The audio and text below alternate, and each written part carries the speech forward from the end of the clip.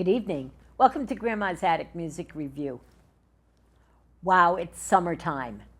Wow. So we're in the middle of June. Wow. Juneteenth is coming up. I'm not going to tell you what that day's really all about, but Google it. So every once in a while, the universe decides that I need more in my life than what I already have. I get new people, new music, new animals, whatever, new jobs. But about 6 to 8 weeks ago, I saw on Facebook kind of a ad, but some music, and if you paid for the postage, you could get the music. I was cool with that. So I paid for the postage and got the music and played it and liked it a lot. And then I ended up having a conversation with this artist. And it was amazing. The connection was brilliant. And her story is larger than life. Her music is enticing, inviting, enriching, and embracing. I don't know how else to explain it. And you might, if you listen very carefully to what we have to talk about, you might learn something. Actually, public access TV, we're here to teach you anyway. So I'm going to turn the first part of the show over. It's going to run a little differently than normal. But who's normal? Sit back, relax, enjoy the show, absorb the vibes, and let Nymphya bring you the delightfulness of her. Wow, thank you so much, Dot. What a great intro. And welcome, everybody, to Dot's Grandma's Attic. I'm so happy to be here. I came all the way out from Northern California, and we're going to start the show off with the actual music video that you saw online, right, that enticed you to go ahead and take the plunge and buy my CD. So this song is called Over the Hedge, and it literally is the opening track to my very first album, which is called Dream Dance. And we shot this in the beautiful Armstrong Woods in Guerneville, which is in Northern California in Sonoma County, along the Sonoma coast, and so you'll see the beautiful redwood trees and all the moss. And I named this song Over the Hedge as an homage to traveling over the hedge that you do within all the magical traditions when you go into the other world.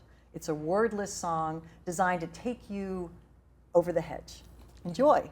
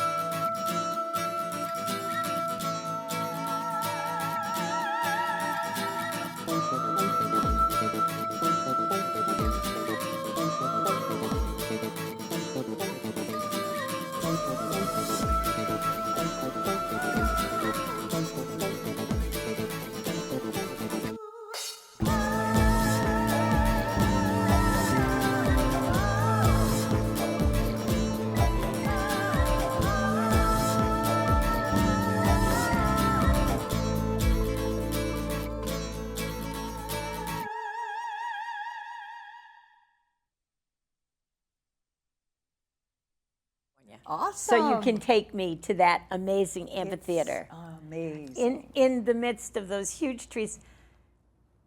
I don't know, but do you feel a spiritual connection to those trees? Oh, are you kidding me? No, I'm Hence serious. the name Nymphya, Right? Which is named after wood nymph. Wood nymph. Which is the I, Greek nature I spirits. absolutely believe that you are. Yeah. Well, you know, it's interesting because that name, that moniker was given to me by Keith Keller, I was telling you about. Yep. He was my fiance who died unexpectedly. That kind of sent me on this whole deep journey of healing and finally making my first album, Dream Dance, which was related to walking me through the healing process through the course of making the album. Because Keith taught me so much about what it was to be in the studio. Yeah. And what it was to be a musician. I mean, I was a musician my whole life. Right. But he, as a producer, like I remember him telling me one of his favorite tactics in the studio for people was to get them out of their heads, because the microphone hates the sound of thinking, he would say, which I love that. And there is almost, I've noticed producing myself now, when I'm doing a vocal take and I'm like, you know, it's like you can hear them thinking. You've got to get into that sweet spot where it's out of your left brain and you're in that inspiration zone, which is what he meant. So he would like trick people to get them out of their head, because, you know, once it starts spinning, the tapes, everyone goes, I have to make it perfect. Right. And That's not conducive perfection to. doesn't come from making things perfect. No. Perfection comes from giving a different way of doing things to the process. So, like you said, you did not just start producing music, doing music the way that you do it now after Keith died. You were doing music way, way, way before that. Yeah. When do you think it was that you actually sang your first song? Well, I mean, I've been wanting to be a singer-songwriter since I was as long as I can remember being conscious, right? So I did write my first song when I was about 6, and we lived in Dayton, Ohio. We had a beautiful 1930s Tudor home and an attic up these really narrow, steep stairs. And one day I walked up the stairs into the attic and I found this really old accordion, which is, now that I think about it, totally appropriate because my family is Polish. My last name is Polish, like that's perfect. So I picked it up and I just started playing around with it, and I wrote this song. It was called Goodbye, Darlin', and it was a country song because that's what my parents listened to, so right. Therefore I listened to country music. It wasn't that good of a song, but it was the first one I wrote, and I was like, wow, this is fun. I want to write more songs, I want to sing. And so I would practice in my room. I practiced doing interviews in my room with my dad's old tape machine. Nice. I would be the interviewer, and then I would interview myself, right? And record myself doing Isn't it easier to have me interview you? Way I'm just easier. saying. Yes. Just saying. And your purple hair is totally on point. So, yeah. I don't think that I'd want to have to think of the questions to ask me to make me answer them. So Okay. let me be the interviewer. Thank you. Oh my goodness. So you moved from Dayton, Ohio at about the age of Like what? around 10 or so, and back to Pennsylvania. Okay. And I grew up in the woods there too. And I would take my guitar out into the woods. And When did you get your first guitar? I was 13. Yay! I was 13 years old. I asked my parents for a guitar, and my friend Sean was in the Girl Scouts. She was 3 years older. She was 16, and so she played guitar.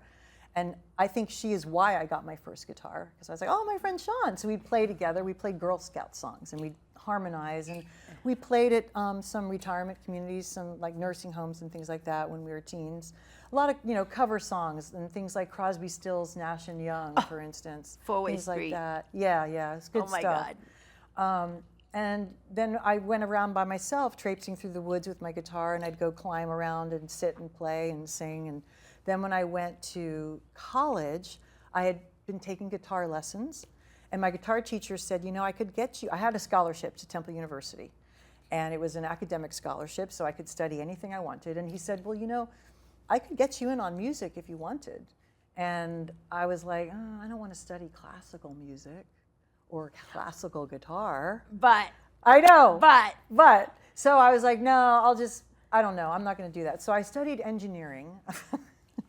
as all your whole family did. Exactly. I mean, because my dad said, and I love my dad, he's brilliant. He's the first love of my life. My dad, I wish you all could know my dad. He was awesome. And he said, you know, if you study engineering, it'll teach you how to think. And I was like, well, that sounds good enough to me. So that's what I took. So it was kind of silly that I took engineering, but whatever. There I was. So I graduated with my engineering degree, and I was in bands in college, other engineers in the band with me. My first band was called Etc., and we played a lot of frat parties and things like that. And I got my job as an engineer, as a proper college grad, and I worked at Honeywell for a year and a half, designing control systems for commercial buildings. Then I'm like, well, I'm going to play music on the side because I can make lots of money as an engineer, and then play music. So that's what I started doing, and I was going. My inner voice was saying, "This is so not right. You're wasting your time. You're spending all your time doing this other thing. You need to be doing the music." And so I heeded that inner voice, and I met a guy at Honeywell. His name was Mike, and we ran off to San Francisco together. And I went back to music school, and lo and behold, what did I study? Learn to sing opera. So I studied classical music anyway. Right. Yeah. So you learning to sing opera, though, has given you a foundation for the way you use your voice in your music today. Yeah. Not everybody knows how to use their voice. I'm just going to use the words correctly. Not everybody knows how to use their voice correctly. They think I can get up to a microphone and sing, and that's good enough. And maybe for them, it comes out good.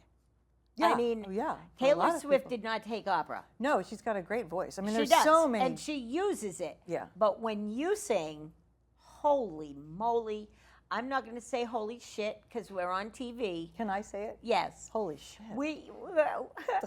So, audience, listen, I have to say this. We're driving down, I don't know, some near 90, I don't know.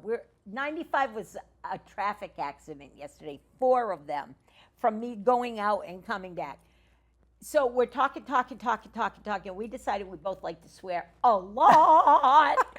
So, well, I was raised on the East Coast. Isn't that what you do on the East Coast? Is you swear? And I was raised by an auntie. So there you go. A male auntie. Okay, so as a professional opera singer, you got the opportunity to really use your voice to sing opera. Are there any operas that you got to sing that became favorites of yours? Yes, oh yes. 2 come to mind. Hansel and Gretel. Oh. And I play the witch.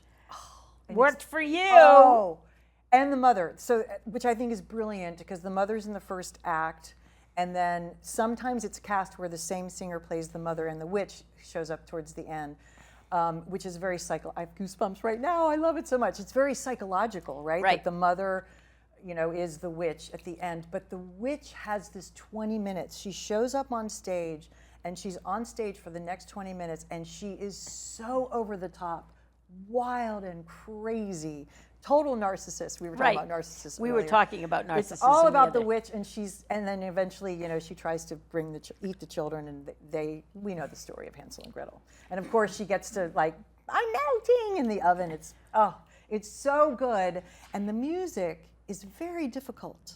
Even though it's a children's opera, it was written by Humperdinck, and he was very influenced by Wagner. And I love this because you have a classical music radio station. I do. So you don't mind if I geek out a moment about classical music. Classical music is the foundation for everything that we listen to today. You can go back as far as you want and into the original just drumming, or David bringing the harp into and making harp is the never-ending tone. It's the most purest tone there is.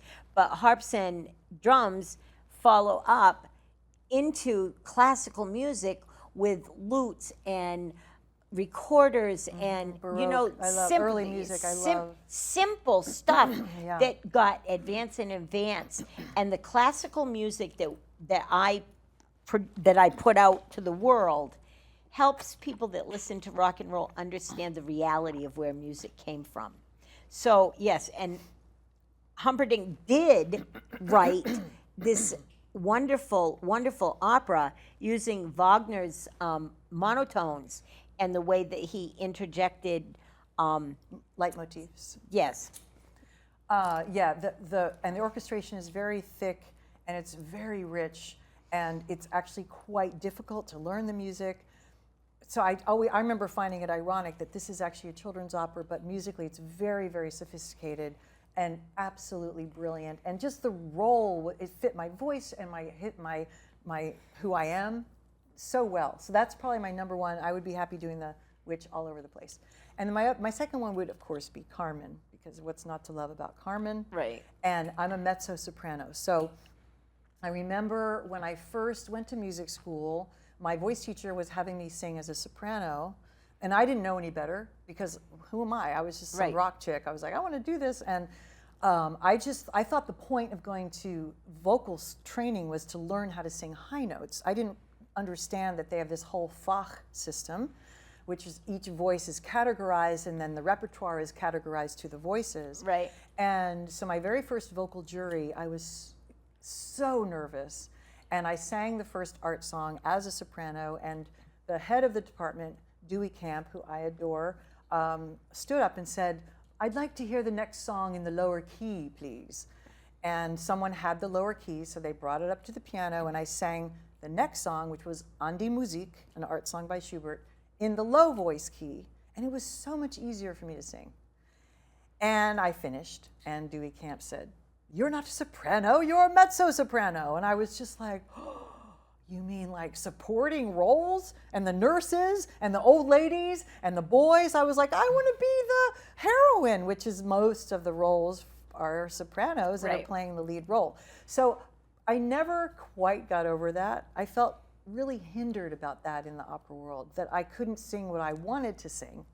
You can't change the key like you can in the non-opera world, because you have 70 instrumentalists playing off the Right. score. Right. So changing key is very difficult. There are a few roles in some of the early operas where they have rewritten the scores, some of the Rossini parts, for instance. But the vast majority, it's as it is. So if you can't hit one note in that role, you can't do it. And I just found that so frustrating. And I also found that as much as I love to sing the music of these masters and do these, as the German calls it, Gesamtkunstwerk, which is the all-inclusive arts work, which opera is, because it has music, it has theater, it has dance, it has costuming, it has Yep. drama, it's everything. It's so big, it's so epic. As much as I loved all of that, I really wanted to write my own stuff. And I really wanted to create my own music. And I really wanted to do what I wanted to do without anyone telling me, you can't sing that because it's too high, it's too low, it doesn't fit, whatever. So, I had a good run. I mean, I sang at New York City Opera, I sang with San Francisco Opera, I sang with San Francisco Symphony, I sang up at Eugene, and that's where I did The Witch. It was fantastic. I was a young artist at Opera Theater St. Louis. I had all these wonderful opportunities. I met incredible artists, incredible singers, and incredible conductors. And eventually, I finally got to do the Ring cycle, which is something I'd always wanted to do. I sang Fricka in Wagner's Ring at West Edge Opera in Berkeley. I know. Now that's a brilliant masterpiece. Oh my God, I know. I mean, I feel like a tiny, like when I say, oh, I want to write music, and then you compare yourself to Wagner or Strauss or Mozart, and you're going, ooh, my brain is this big compared to theirs. But that's still, not true. I have seen.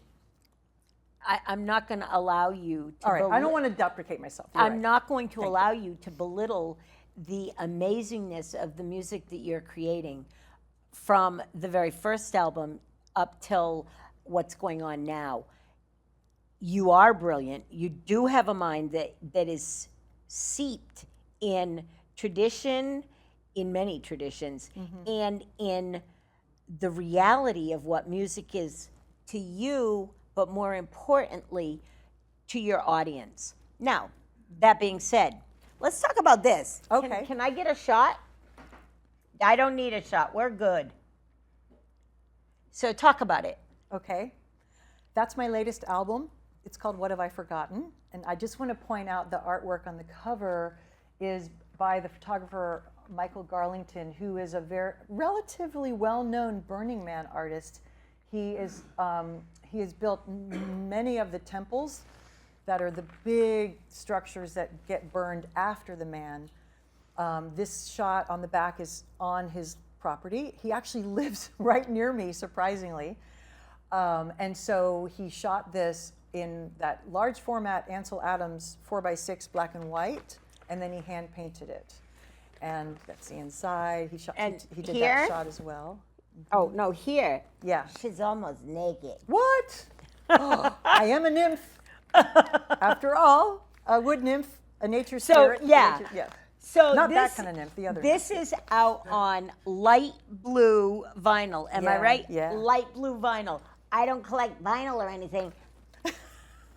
So, colored vinyl I have in my house. She hasn't even seen it yet. So, now, let me just say, with this album, she has also, because she's brilliant, done this. And that's the book. Yeah, so What Have I Forgotten? Musings, Magic, and Music. And the reason why I wrote a book to go with this album was, as I was writing the music, I am very inspired by the esoteric. I'm very inspired by magic. I'm very inspired by the hidden. I've been studying magic and the Western mystery traditions for a long time. So I wrote all these songs that are inspired by that. Then I sequenced them for the album. And I'm listening through to the sequence, and I'm going, oh yeah, this feels so good. Yeah, this is the right order. This is going to be great. And then as I was looking at the songs, I realized, oh my God, the themes of these songs are in the 7 stages of spiritual alchemy. Now I know this is super geeky. Forgive me for a moment. Doesn't matter. But It's not geeky to some of us that know what she's talking about. okay, good. So the spiritual alchemy is an ancient Western esoteric tradition that is attributed to the Emerald Tablet, which no one knows where the Emerald Tablet came from. No one alive today has seen the Emerald Tablet. It almost is mythological in its lore. Because no one can prove. Right. And Alexander the Great supposedly had the Emerald Tablet, and it's why he built the Alexandria libraries. Right. And the Emerald Tablet has these basically very philosophical tenets for life and living and spiritual development. And they have been codified into the 7 stages of spiritual alchemy. And so the themes of these songs on the album were laid out in the 7 stages. Starting like calcification and putrefaction. And so when I realized that, I thought, oh my God, there's so much more here than just the album. I need to write the book. Thusly, the book. And I'm very proud of the The book. book. I have to say. And not only did she write the book, all those pictures I was just showing you while she was talking, she also watercolored. She painted. So now let's go into a little bit of something really important to do. Where can people find you? And thus putting that out there, where can they attain these lovely pieces of art? Artifacts. Thank you. You're so wonderful. Thank you. Well, I'm online because I started out as an online musician as Nymphya. So you can go to nymphya.com, and it's Nymphya. So 2 Y's, easy to remember. Right, easy to remember. Nymphya.com. And then there's a lot of information there. My shop is at shop.nymphya.com, and that's where I send all of these things out from. I literally ship them all over the world, which has been extraordinary to build my fan base globally. So there I have multiple CDs, I have the vinyl, I have the book, I have artwork that I've painted, I have clothing that I've made for people, not I've made, but has my stuff on it. So shop.nymphya.com is where you can find me, and I'm on all of the social media. Nymphya on Facebook, on YouTube, on TikTok, on Instagram. And actually, last week, I'm so proud to say, went viral on Facebook with one of my videos. That was pretty exciting. I think the whole journey that you're on, and I say that you're on because your journey is, in my opinion, very young. It's brilliant, and it's going to go, like, it's already all over the world, and it's just going to take you to more journeys, to more levels of loving yourself, which you do so well. It's a great journey for you to be on, and I think that you're going to change lives with it. I think that it's important for you to understand how important to the universe you are right now, and the love that you're putting out in your music is something that's going to help change lives. It's going to help people heal from grief, because part of your journey was healing from grief. So keep preaching and teaching all of that.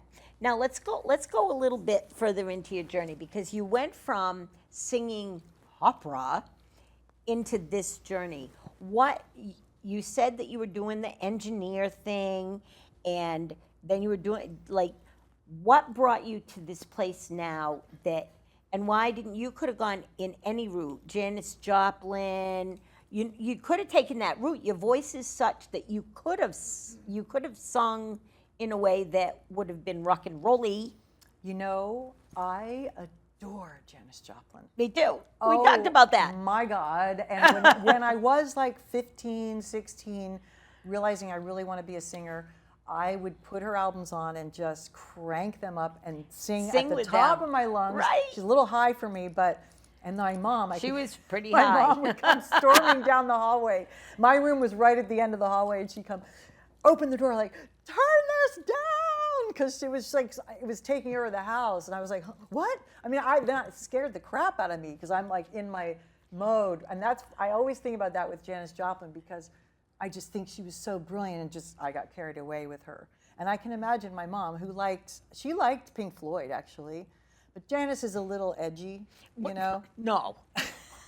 So I'm imagining my mom going, what is happening back there? These two banshees going off. I've got to stop this. But she was very proud of me doing music and doing my opera and stuff like that. So I wanted to be Janis Joplin, and I wanted to be Grace Slick, too. Huh. Grace Slick was probably, this sounds completely insane because it was decades after she was there in San Francisco, but she's why I moved to San Francisco. I was like, I want to be where that music came from. Right. I want to just soak that in and be part of that world. Well, there's so much to San Francisco, more than just the music. The whole vibe, the whole scene, the water that's there, that changes the land, everything. Mm-hmm. So for you to want to be there, you needed to go and absorb that whole thing to get to this place. Yeah. Now, you have a thing for clothes. Oh, I do I? Yeah. So we were talking about this when we never met until yesterday, by the way. So she comes out of the house and she's wearing these cool clothes, flowers on her pants and blah, blah. And I'm like, look at you. Exactly what I was doing, right? Look. Yes, that is what you're doing. I was so excited that she was really like the whole package. Oh, the whole coolness, the whole groovy vibe. And that's what I got from you, that whole groovy vibe. What makes you choose to wear something that you choose to wear? Because I know why I choose to wear the weirdness that I wear. It's interesting that you do say this, because I will say, after Keith died, I mean, I've always liked nice clothes, but it was after he died, and I was on my healing journey, and while I was grieving, I was in such a dark place. Like I let all of my plants die. I didn't want anything to thrive. I didn't want to thrive. I know. And I did a lot of work to help heal myself, and also Victor, who came along and helped me heal myself after Keith died too. And in that healing journey, one of the things I literally decided was, you know what? I am going to really go deep into clothes and fashion and living a life that celebrates being alive every day, which includes how you adorn your body. And I remember making that a very clear decision. And one of the things I've recently learned about fashion, because then there was a part of me that was like, oh, is it, I'm going to use the word again because we had a conversation yesterday about it. Is it narcissistic to adorn yourself in such a way to get all this attention, right? And what I've found is when you walk around fashionable and Put together. people, it literally lights up their day, and I see it in their face. Yep. I see, and people say things like, oh, I love that, and it literally lifts their spirits, and I'm Yep. thinking, well, that's a great way to go through life. It really is. It's a win-win. Anytime that we can make other people smile and laugh and enjoy what they're being presented with, it doesn't even have to be words. No. You know, As a matter of fact, you're reminding me about before, when I was still in the working world, someone asked me, what's your goal in life? And I said, I want to manifest beauty. And I meant it with all sincerity. And these two folks were particularly very materialistic, right. and very successful monetarily, et cetera. And I remember the look of horror on their face, like, manifest beauty? What kind of goal is that? And I look back on that and I think, that still is what drives me. My music. I was wondering everything. if are those people still alive, and could you Yes. send them this album? Could you let them read this book? Because if this is not manifesting beauty, nothing is. Thank you, because I do feel Nothing. like I'm living that. You know how our language drives everything that we do. It Our does. thoughts drive everything we do. We That's know why we know that we need to teach that. Yes, and I followed Tony Robbins. I learned it from him many years ago. A lot of the spiritual traditions that I follow, and everything is generated internally first with a thought or an emotion, and our language puts it in motion, and then we literally then either implement it or not. But it's so important, and that's why I feel like looking back going, isn't it interesting that I verbalized I want to manifest beauty, and here I am. I have a garden at home. I just love to create it where I can go, wherever I can go. It's not just for me, it's for all of us. Right. Because life is beautiful. That's especially when you're so close to death, you really learn how beautiful life is. Right. When you see death happen, Yes. it's a whole different, yeah. But I lost my thought. I'm sorry. No, that's fine. That's just fine. It's all good. Where do you want to take, besides manifesting beauty and helping the world to see that what the world really is all about is making and giving beauty, making and giving kindness, making and teaching hope? Those things all go together, right? Mm-hmm. Those are two of my favorite words, kindness and hope. Mm-hmm. I believe that kindness is a superpower. But where do you want to go with this? What do you want the next 4 or 5 steps in your journey to be? Oh, thank you for asking that. So I'm actually in what I call Nymphya 2.0. Yay! I think I'm in Grandma 2.0. Okay, great. Or 3.7. Oh, 3.7. Oh. I'm old. So anyway. As I said, I started out as an online musician only. Right. Which has incredible benefits because you can reach people all over the world, which is phenomenal. Last year, I had the opportunity to do a run of shows in the UK, which was also phenomenal. And I worked with a beautiful artist named Rose Thorne, who is based in Brighton, and her band that she does gigs with. And we collaborated on a show, and we worked on writing the show for a whole year long distance. And then I went to the UK for about 6 weeks. We had a team, our 2 tour managers that booked the shows for us at these beautiful venues.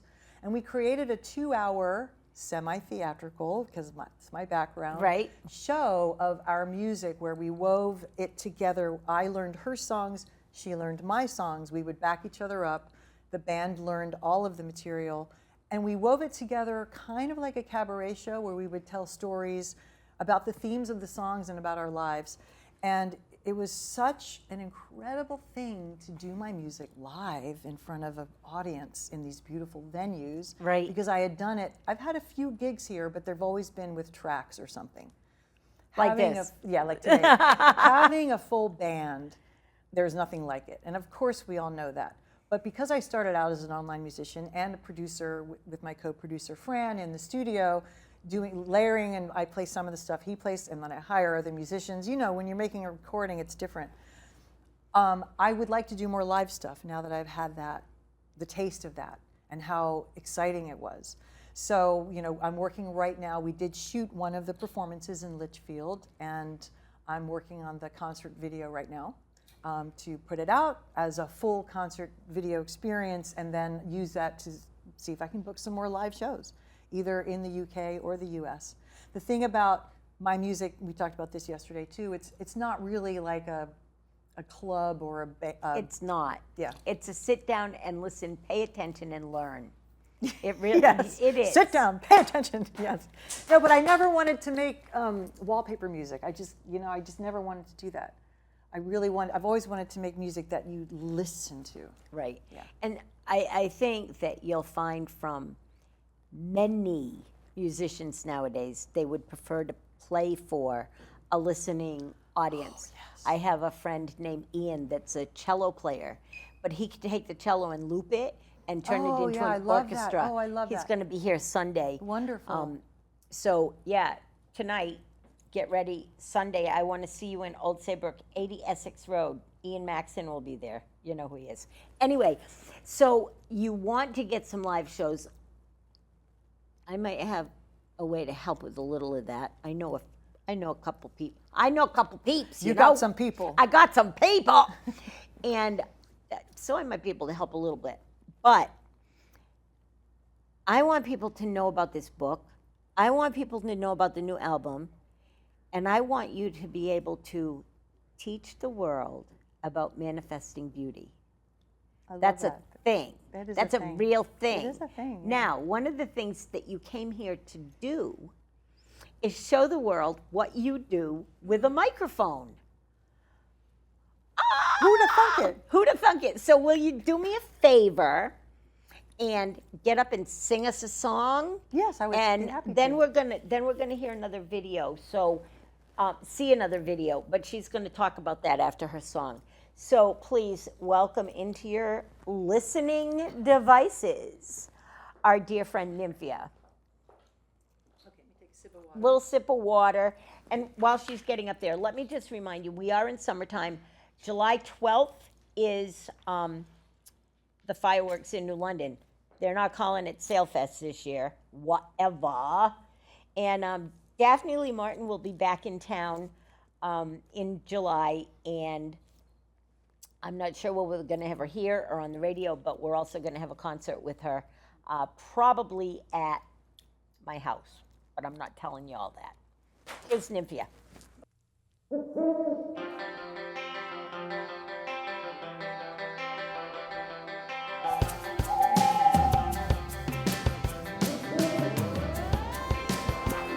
All you hushed ones once lived to ride on the scruff of your wild beast,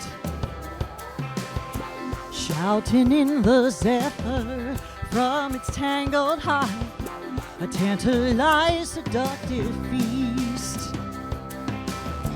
Oh, now your soul is hunched and vague, waiting in its twisted grove,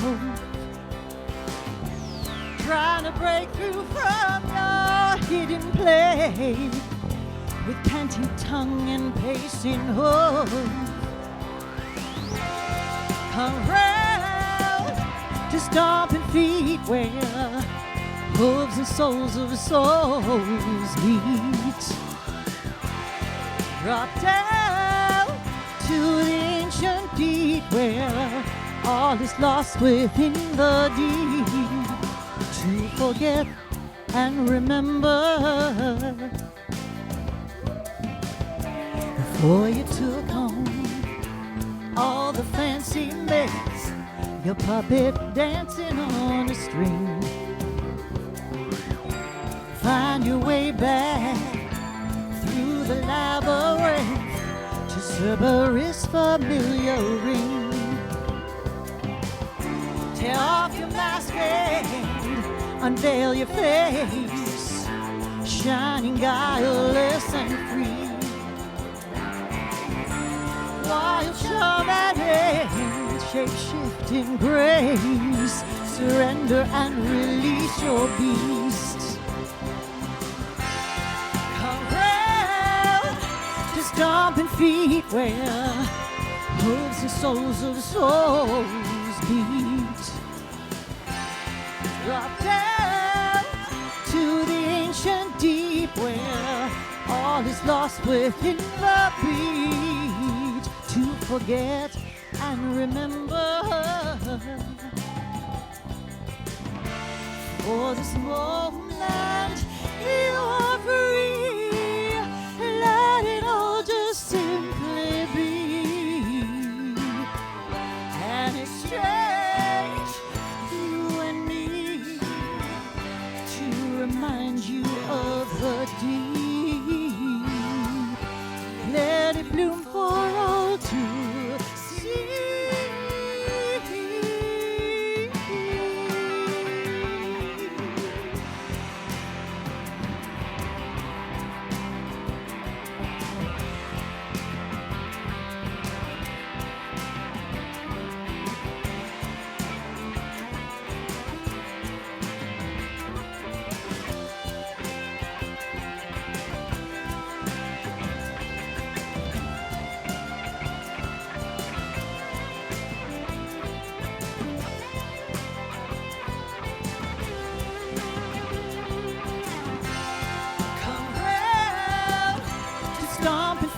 Where hooves and soles of souls beat.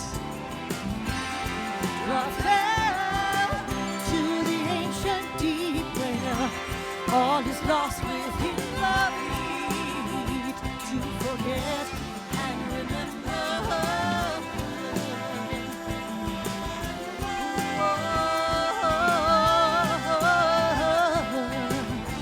To remember.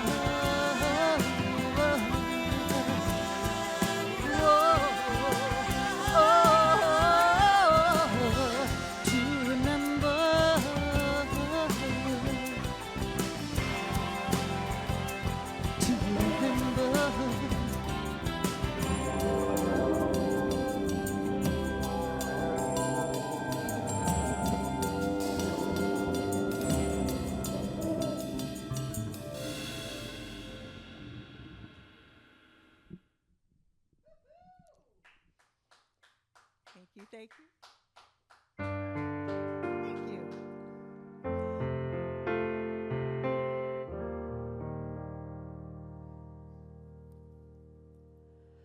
Don't let this moment go.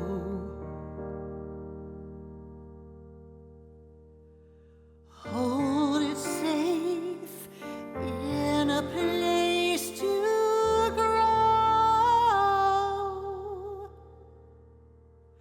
inside us, outside of time,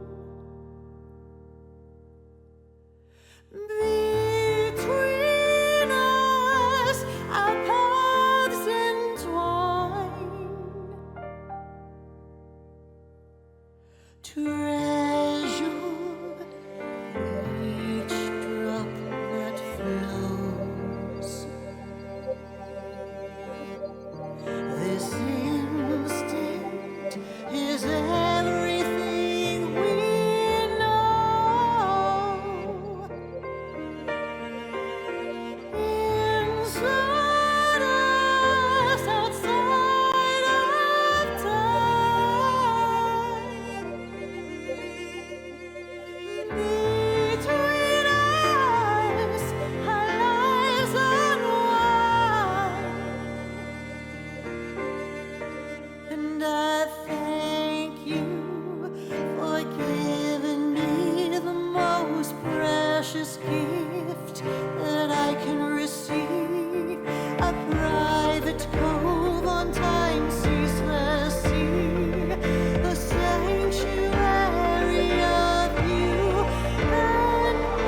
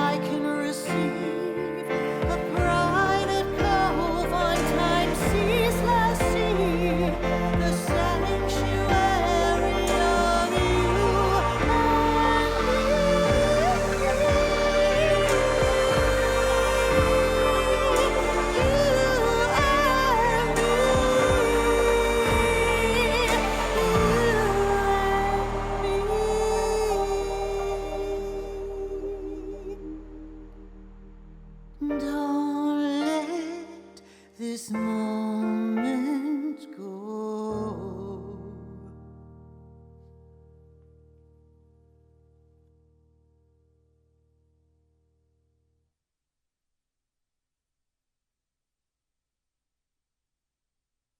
Look at you crying. What are you crying about?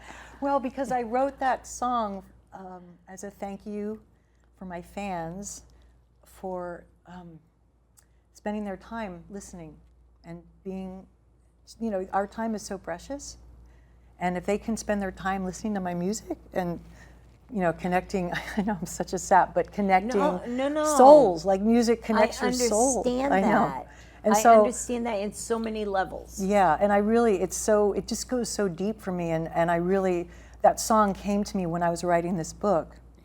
And I was literally writing a chapter, and all of a sudden I started hearing it come through, and I sang it quickly into my phone, and then recorded the whole thing, and it's the final song on this album. So the first video that we saw today, Over the Hedge, is the first song on the first album, and this song is the final song on my latest album, and I just thought that was a great little bookend for us. It is. So It really, really is. Your time here in New England is brief, but I think that there are going to be many chances for us to interact and bring your music to light. In a lot of places, this show will be up on YouTube Sunday morning. So that's wonderful. That's a thing. Yeah. It's a thing. I will share it with my followers. Yeah. Thank you. Absolutely, absolutely. So you've brought beauty, manifested beauty in this room today. You've brought beauty to my community of New London. You've brought beauty to the music community that I interact with on a regular basis. And I think that as you go forward, you're going to teach manifestation of beauty to the world. So thank you so much, Nymphya, for coming on to Grandma's Attic and being a part of us. Would you like to say anything to your fans before we clock out? Well, first of all, thank you for that beautiful closing. Thank you for having me. And I want to just thank all of you who've been listening and watching, cheering me on, and following me on this journey.